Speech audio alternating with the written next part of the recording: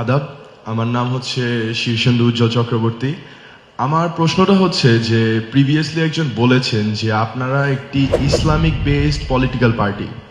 তো আপনাদের পার্সপেক্টিভে আমি জানতে চাচ্ছি যে বাংলাদেশের ধর্মীয় সংখ্যালঘু যে জনগণ রয়েছে, যাদেরকে আমরা মাইনরিটি বলি, তাদের নিরাপত্তা এবং তাদের সমান অধিকার প্রতিষ্ঠা এবং নিশ্চিত করায় আপনাদের পয়েন্ট অফ ভিউটা কি, এবং ভবিষ্যতে ইন ফিউচার যদি জামাতে ইসলাম দল একটি সরকারি দল গঠন করে, তবে নাগরিক বৈষম্য দূর করতে এবং ধর্মীয় স্বাধীনতার সাংবিধানিক সুরক্ষাটা বজায় রাখতে আপনাদের স্পষ্ট এবং প্রয়োগযোগ্য নীতিমালাগুলো কি হবে? Thank you.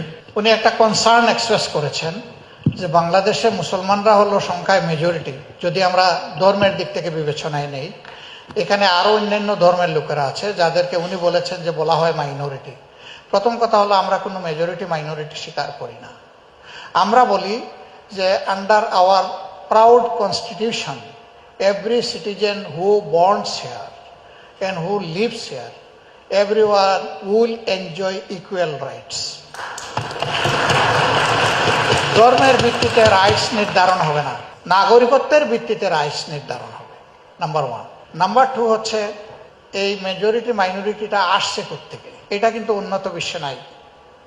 এই টার্মটা অ্যাপ্লাই করা হয় those who are colonial states. সাম্রাজ্যবাদের অধীনে যে দেশগুলা ছিল, যেগুলাকে কলোনি রাষ্ট্র বলা হয়, we are one of them. এই ধরনের দেশে এগুলাকে জিয়ে রাখা হয়েছে। এইভাবে ধর্মে, বর্ণে, ভাষায় যদি মানুষের মধ্যে ফ্রিকশন এবং মুখামুখি থাকে, তাইলে আমরা কিভাবে একটা ঐক্যবদ্ধ জাতি করব? আমরা এই জায়গাটাকে সমতলে নিয়ে আসতে চাই, এই চিহ্নটা আমরা মিটাই ফেলতে চাই। এখানে পজিশনটা হতে হবে সেফ, সিকিউরড অ্যান্ড ইকুয়াল। আমরা এটা অ্যাসার্ট